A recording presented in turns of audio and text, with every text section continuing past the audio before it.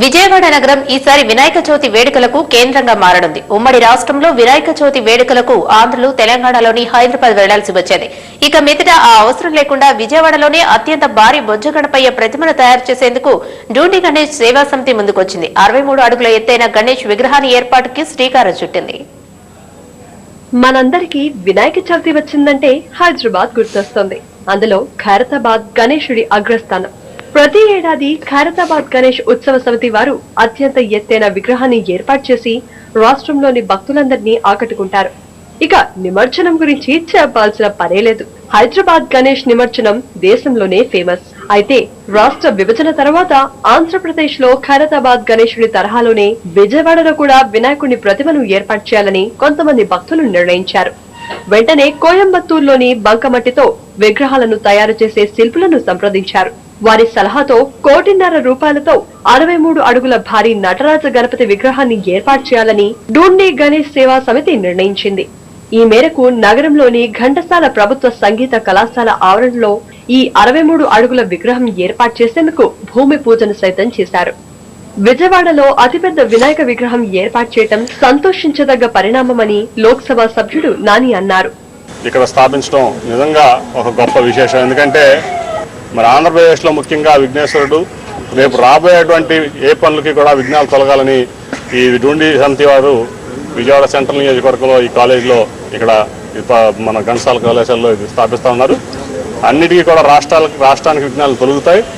మరి డూండి సమితి వారిని కూడా నేను అభినందిస్తాను. ఇంత భారీ విగ్రహం ఇక్కడ పెట్టి ఏ రకమైనటువంటి డెవలప్మెంట్ యాక్టివిటీస్ కానీ ఎటువంటి విఘ్నం లేకుండా ఆ విఘ్నేశ్వర స్వామి చూస్తారని కూడా ఆశిస్తూ ఆయన ఆశీస్సులు ముందుకు తీసుకుంటున్నాం కాబట్టి బ్రహ్మాండంగా అన్ని పనులు ముందుకెళ్తామని చెప్పి. నవ్యాంధ్రప్రదేశ్ లో అతిపెద్ద వినాయకుడి ప్రతిమను ఏర్పాటు చేయడం ఎంతో సంతోషంగా ఉందని, రాష్ట్ర రాజధాని అమరావతి నగర నిర్మాణం జరుగుతున్న నేపథ్యంలో ఈ కార్యక్రమం చేపట్టడం అభినందనీయమని బీసీ సంక్షేమ శాఖ మంత్రి కొల్లు రవీంద్ర అన్నారు. నూతన రాజధాని అమరావతిలో ఈ రోజున డూండి గణేష్ సేవా సమితి ఆధ్వర్యంలో ఒక చక్కటి కార్యక్రమం వినాయక చవితిని పురస్కరించుకుని ఒక 63 అడుగుల వినాయకుడి విగ్రహాన్ని ఇక్కడ ఏర్పాటు చేయడం కోసం ఈరోజు భూమి పూజ చేస్తూ ఉన్నారు. ఇది చాలా శుభసూచకం. ఏ కార్యక్రమానికైనా మనం మొట్టమొదట విఘ్నేశ్వరుడికి పూజ చేసుకుంటాం. సకల ఆటంకాలు తొలగాలని, అందరూ కూడా సుఖ సంతోషాలతో ఉండాలని చెప్పి మరి ఆయన యొక్క పూజ చేసుకుని ఏ కార్యక్రమాన్ని ప్రారంభించడం మన ఆనవాయితీ. మరి ఈ రోజున ఇటు చక్కటి విగ్రహాన్ని ఏర్పాటు చేయడం కోసం మరి కమిటీ వారు నిర్ణయం తీసుకోవడం ఇది చాలా శుభసూచకం. మొత్తం మీద వాణిజ్య రాజధాని పేరు ప్రఖ్యాతులు సొంతం చేసుకుంటున్న బెజవాడ మరో రికార్డును తన ఖాతాలో వేసుకోబోతోంది. దీనిపై మరింత సమాచారాన్ని విజయవాడ నుంచి మా ప్రతినిధి సుబ్బారావు అందిస్తారు. Thank you. రాష్ట్రం విడిపోయిన తర్వాత నవ్యాంధ్రప్రదేశ్లో మొట్టమొదటిసారి రాబోతున్నటువంటి గణేష్ చతుర్థి ఉత్సవాలు ఏవైతే ఉన్నాయో వినాయక చవితి ఈ పండుగని జాతీయ స్థాయిలో ఒక ప్రాముఖ్యత పండుగ చేయాలని చెప్పేసి విజయవాడలో కొంతమంది వినాయక భక్తులంతా కూడా సంకల్పించారు. ఈ రోజున వారంతా కూడా ఈ కార్యక్రమం ఏదైతే ఉందో దాన్ని శంకుస్థాపన చేశారు. దాదాపుగా 63 అడుగులు ఉన్నటువంటి అత్యంత భారీ ఈ నటరాజమూర్తి ఆకారం ఉన్నటువంటి వినాయకుడిని తయారు చేసేందుకు ఇక్కడ ఆలోచన చేస్తారు. వారితో మాట్లాడే ప్రయత్నం చేద్దాం. ముందు మీరు చెప్పండి, అసలు మీ ఆలోచన ఎట్లా వచ్చింది, అసలు ఏం పరిస్థితి? ఆంధ్ర వారు ఈసారి హైదరాబాద్ని మిస్ అవుతారు కాబట్టి మనం అమరావతి మన ఆంధ్ర రాష్ట్రంలోనే మనం కూడా అంత భారీ ఎత్తున ఈ రకంగా వినాయక చవితి జరపాలని మనం అందరు మిత్రులందరూ కూర్చొని ఒక ప్లాన్ చేసుకుని దాని ప్రకారంగా కుల మతం జాతికి అతీతంగా మనం అందరూ కలిసి ములిసి విఘ్నేశ్వరుడిది వినాయక చవితి కార్యక్రమాలు భారీ ఎత్తున చేయాలని అనుకున్నాము.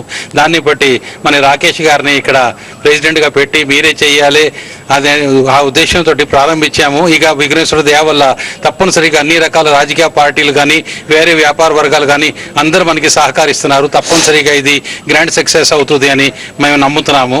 ఇది ఆ వివరాలు మీరు చెప్పండి. ఈ విగ్రహం ఎంత విగ్రహం, ఎవరు చార్జ్ చేస్తారు, ఎన్ని రోజులు పడుతుంది, ఎట్లా ఉంటుంది? కోయంబత్తూరు నుంచి చెన్నై ప్రాంతానికి చెందిన తమిళనాడు వారు రాజేంద్రన్ అనేవారు పెద్ద ఆర్టిస్ట్ గారు ఉన్నారు. వారి ఆధ్వర్యంలో 50 మంది నియర్ నిష్ఠలతో 2 నెలల పాటు కంటిన్యూస్ గా ఇక్కడ విగ్రహ నిర్మాణం జరుగుతుంది. దీనికి వచ్చేసి సుమారుగా 1,20,00,000 రూపాయలు ఖర్చుతో కూడుకున్న పని. దీనికి అందరూ కూడా దాతలు స్వయంగా వాళ్ళంతటా వాళ్ళు వచ్చి మన ముందుకు వచ్చి చేయటం జరిగింది. దీనికి 63 అడుగులు ఇంటూ 28 అనుకుంటే ఒక చదరపు గజానికి 5,001 రూపాయి విగ్రహ నిర్మాణానికి ముందుకు రావాలని మనం పిలుపునియడం జరిగింది. దానికి ఎంతో మంది ప్రముఖులు ముందుకొచ్చి వారి పేరు నమోదు చేసి సందాలు రాయించుకున్నారు. ముఖ్యంగా ఈ రాష్ట్రం విడిపోయిన తర్వాత రేపు జరగబోయే దసరాకి మన ఆంధ్ర రాష్ట్ర నూతన రాజధాని నిర్మాణానికి ముఖ్యంగా ఇక్కడ వినాయక పూజలు జరిపించుకొని వినాయక చవితికి అక్కడ మన రాజధాని అమరావతి నిర్మాణాన్ని ప్రారంభిస్తామని మన ఉమాగారు మనకి ప్రామిస్ చేయడం జరిగింది. ఈ కార్యక్రమానికి గవర్నరు, తర్వాత చంద్రబాబు నాయుడు గారు, రోసయ్య గారు, నరసింహన్ గారు, కేంద్ర మంత్రులు అందరూ కూడా వస్తామని మనకి ప్రామిస్ చేయడం జరిగింది. అందరూ కూడా మనకి వెనక మంచి సపోర్ట్ ఇస్తున్నారు. అన్ని రకాల పార్టీ వాళ్ళు ముందుకు వస్తున్నారు. ఈ కార్యక్రమానికి పార్టీకి 63 అడుగుల విగ్రహం అంటున్నారు. ఇక్కడ నుంచి తరలిస్తారా? ఇక్కడే చేస్తారు? ఎలా చేస్తారు? ఈ కొత్త రకమైన ప్రపోజల్ అండి ఇది. ఇప్పటి వరకు కూడా ఎటువంటి వినాయక చవితి ఇక్కడ ఇన్ని సంవత్సరాల నుంచి జరుగుతున్న వినాయక చవితి కూడా ఏ మండపం కూడా ఊహించని రీతిలో 11 రోజుల పూజను అందించుకున్న తర్వాత దీని నవాభిషేకాలతో వినాయకుడికి నవాభిషేకాలు జరిపించి ఆ రోజు ఫైర్ సిబ్బంది వారి సహాయంతో దాన్ని పంపింగ్ పద్ధతిలో కొత్త పద్ధతిలో దాన్ని వినాయక నిమజ్జనం ఇదే ప్లేస్ లో జరగడం జరుగుతుంది. దీనికి సపరేట్ గా విఎంసీ వారు లైన్ వేస్తున్నారు. ఈ మెటీరియల్ వచ్చేసి దాదాపు 10 టన్నుల ఐరన్ వాడుతున్నాం సార్, 35 టన్నుల మట్టి బంకమట్టి వాడుతున్నాము, పైన 2 mm వరకు మాత్రం ప్లాస్టర్ ఆఫ్ ప్యారిస్ పెయింట్స్ వాడుతున్నాము. ఇవన్నీ కూడా తర్వాత షెడ్ వచ్చేసి దాదాపు 30 టన్నుల కర్రతో రేపటి నుంచి ప్రారంభం అవుతుంది. రాత్రికి సరుకు వస్తుంది. రేపటి నుంచి షెడ్ ప్రారంభం అయింది. 10 రోజుల్లో షెడ్ ప్రక్రియ కంప్లీట్ అవుతుంది. 10 రోజుల తర్వాత ఐరన్ వెల్డింగ్ వర్క్ నడుస్తుంది. ఆ తర్వాత విగ్రహం స్టార్ట్ అవుతుంది.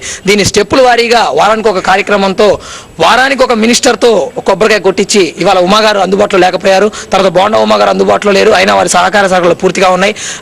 నెక్స్ట్ శంకుస్థాపన ఐరన్ వెల్డింగ్ శంకుస్థాపన స్టార్ట్ అయ్యే టయానికి ఉమాగారు బోండా ఉమాగారు ఆధ్వర్యంలో పూజ జరుగుతుంది. తర్వాత ఈ 11 రోజులు కూడా సాంస్కృతిక కార్యక్రమాలు బుద్ధప్రసాద్ గారు స్వయంగా ఏర్పాటు చేస్తా అని చెప్పారు. సురభి నాటకాలు కానివ్వండి, తర్వాత ప్రత్యేకమైన కార్యక్రమాలు రాష్ట్ర నలుమూలలో ఉన్న కూచిపూడి కార్యక్రమాలు కానివ్వండి, ఇవన్నీ కూడా బుద్ధప్రసాద్ గారు చెప్పారు. ఆయన గారు అనంతపురంలో ప్రోగ్రాం ఉండబట్టి రాలేపోయాని మాకు మెసేజ్ ఇచ్చారు ఆల్రెడీ. మళ్ళీ ఒకసారి వస్తా అన్నారు. వీటి వివరాలు ఏవి కావాలన్నా కూడా చేస్తున్నాం. ముందుగా వీటికి సహకరిస్తున్న ప్రతి ఒక్కళ్ళకి మీడియా వారితో సహా ధన్యవాదాలు తెలుపుకుంటున్నా సార్. మొత్తం మీద చూస్తూ ఉంటే కనుక గణేష్ చతుర్థి ఉత్సవాలు ఏవైతే ఉన్నాయో ఇవన్నీ కూడా పెద్ద ఎత్తున చేస్తాం. రాష్ట్రం విడిపోయిన తర్వాత మొట్టమొదటిసారిగా ఆంధ్రప్రదేశ్లో జరుగుతున్నటువంటి ఈ ఉత్సవాలని అత్యంత భారీగా భక్తుల ఆదరణ చేస్తామని చెప్తున్నారు. దాదాపుగా 63 అడుగుల విగ్రహం, 1,50,00,000 రూపాయలతోటి విగ్రహం తయారు చేస్తూ ఉన్నారు. ఎవరైతే కోయంబత్తూరులో ఉన్నటువంటి ప్రముఖ బంకమట్టితో వినాయక విగ్రహాలు తెచ్చినటువంటి నిపుణులు ఉన్నారో వారందరూ కూడా పిలిపిస్తా ఉన్నాం. ఈ కార్యక్రమానికి రాష్ట్ర ప్రభుత్వం నుంచి కూడా తమకు సహకారం ఉంటుంది. అదేవిధంగా భక్తుల నుంచి కూడా సహకారం కోరుతున్నారు. ఇది పరిస్థితి. Out studio.